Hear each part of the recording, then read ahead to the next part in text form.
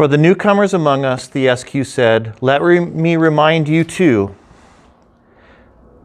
could be privy to special privileges enjoyed by our messengers. Study hard, especially you brand new recruits who are doing very well, by the way. Rosie Gardner, Eustace Crust, Barry, well done. You each got several answers correct. Keep up the good work. He smiled encouragingly toward the back of the room and returned to his grading. Rene turned to his seat to see whom SQ was speaking to. Then he could hardly stop staring. New recruits, SQ had called them, and indeed, those two whose day's expression had caught Rene's attention the first day, the bell-shaped girl and the wiry boy he'd suspected of being kidnapped, they scarcely seemed the same children now. Their looks of sleepy confusion had disappeared, replaced by looks of purpose, even of pleasure in their eyes. Those were not the expressions of children who had been kidnapped and secreted away against their will. But then, why had they been escorted by recruiters? And why else would they be called recruits? Rene suspected himself of leaping to conclusions. He used to think he was good at understanding people. Miss Pernomal had told him so more than once, but these kids were a mystery to him. Somehow he was getting it all wrong. He had to be. And speaking of getting it wrong, Rene's eyes now fell on Constance, sound asleep with her face on her desk. Rene felt suddenly depressed. He needs to stop turning around. SQ finished grading the quizzes and stacked the papers on the edge of his desk. Okay, everyone, class dismissed. You may check your quizzes as you leave. And someone had better wake up Miss Contraire. I'm fairly certain she's alive. I saw her twitch. Renard Muldron and George Washington, please stay after class. I need to speak to you. Rene's throat tightened, and he glanced at Sticky, who looked as if he had been stung by a hornet. Were they suspected of something? And the others filed out of the classroom. Kate gave the boys a meaningful look. Good luck, her eyes said.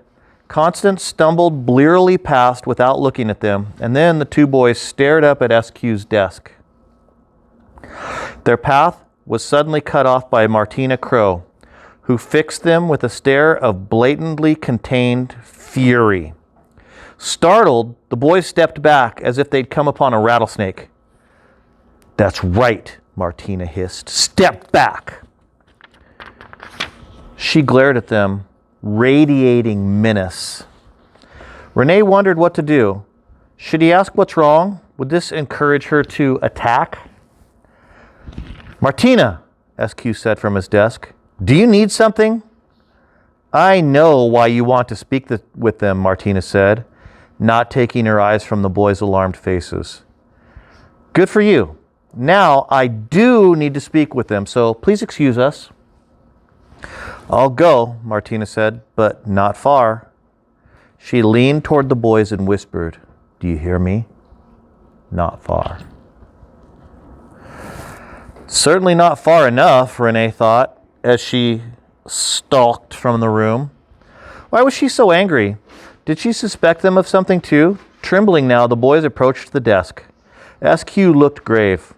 I'm afraid you two are in hot water. But why? Asked Rene.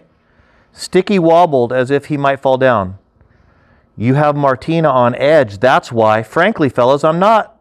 I'm simply astounded. Or rather, I should say, astounded. No, that's not quite right. Astonished? Rene prompted. Astounded? SQ nodded. Those two, furthermore, I'm amazed.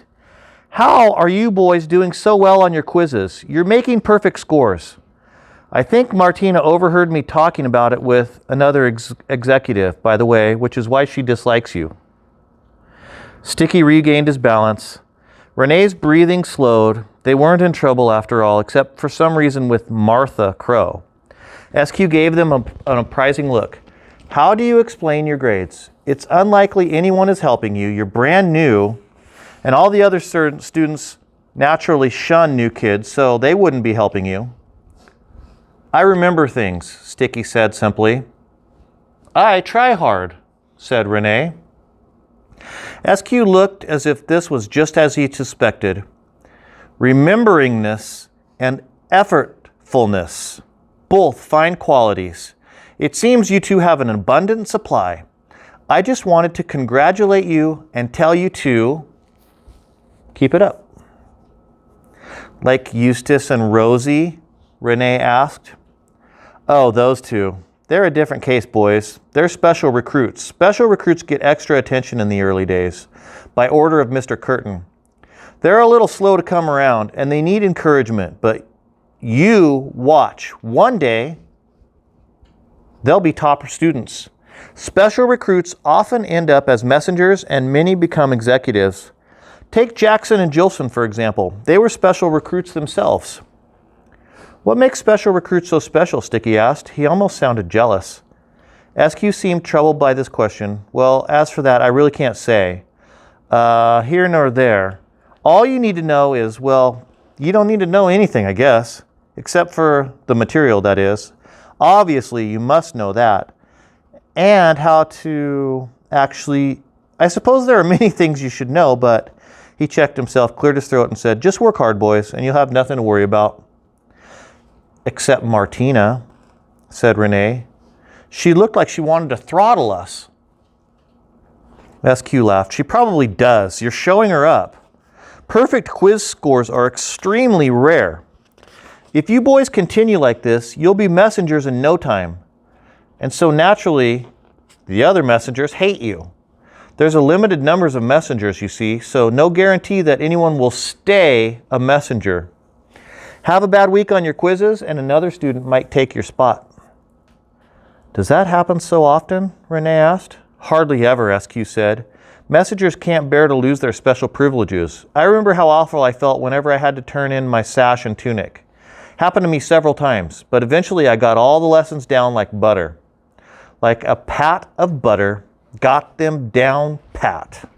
And never lost my position again, until I was made executive, that is. Anyway, I suppose to Martina, you might seem like a threat. I understand her feeling, though of course there's no call for her to be so cranky about it. Cranky was hardly the word, Renee thought. Venomous was more like it. They would have to watch out for Martina Crow. People and places to avoid.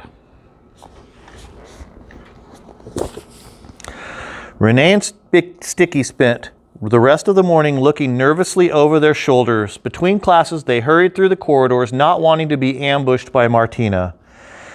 And when at lunchtime they spotted Martina lingering near the cafeteria counter, they put off getting their lunches, despite the insistent growling in their bellies. Instead, they found a table and waited for Kate and Constance. When the girls returned from the counter, Renee and Sticky quickly related what SQ had told them about the messengers, and also about what happened with Martina. The cafeteria was so absurdly loud, they could speak in normal voices and not be overheard. But it was all Kate could do to keep her voice below an outraged shout. "Where's that Martina now?" she said, glancing left and right. "I'm trying not to see her," Sticky said. "Easy, Kate," Renee said. He nodded discreetly toward a distant table. She just sat down at one of the messenger tables. Every now and then she shoots darts with her eyes, but let's not worry about it. We'll need to avoid her, that's all. Constance wiped her mouth with her sleeve. "Hey, when you boys get your lunch trays, bring me back some ice cream." "Whatever happened to asking?" Sticky said. "Whatever happened to please?" Renee looked at Constance, who, by the way of answering, Sticky was poking her tongue out. She did have terrible manners, it was true. She spilled food with abandon, chewed with her mouth open as often as not, and held her utensils like shovels. But Renee found her behavior more sad than irritating. He knew she must never have had anyone to teach her better manners, had no idea what her life had been like before. Constance hated being asked questions and generally ignored them, or else responded by making rude sounds, but it was obvious she'd had little guidance. Constance noticed Renee looking at her. She bugged her eyes and opened her mouth to show him her chewed food. She didn't like being looked at any more than she liked being asked questions. Renee and Sticky went up to the counter to order their lunches. The helpers were stirring soups and tossing pizza dough, and otherwise attending to the huge array of dishes, all of which smelled heavenly. And the boys' mouths were watering like sprinkler systems. Renee finally settled on lasagna and chocolate milk. And ice cream, since Sticky refused to do Constance's bidding. Renee just didn't feel like dealing with a whining session. The helper who took his order nodded silently, averting her eyes to set her preparing the tray. Renee watched her uneasily. Only a few helpers had ever spoken to him, and not one had made eye contact. Apparently, Mr. Curtin had laid down strict rules about this. It was a strange requirement of the workers' jobs. This constant show of deference, but the helpers met it admirably. In fact, they were so silent and shy of eye contact that Renee tried not to greet them or even look at them much. To him, it felt profoundly rude to do otherwise always seemed to make the helpers uncomfortable. Sticky must have been thinking about the same thing, because when they rejoined the girls at the table, he said, "Can you imagine a worse job than being a helper?" "Aren't they a sad lot?" said Kate. "No talking, no eye contact. No way I could work a job like that. I'd have to be sedated." "Hey, maybe they're being sedated," Sticky suggested. "Maybe there's something in their food." Kate shook her head. "I've seen them eating the same food they serve us, and we're just fine, aren't we?" They all looked uncomfortably at Constance, who had finished gulping her ice cream and let her sticky chin drip to her chest. Her eyelids were fluttering, and her breathing had deepened into a snore. "Well, but she was that way before we got here," said Renee. All right, we'll stop right there. Boom.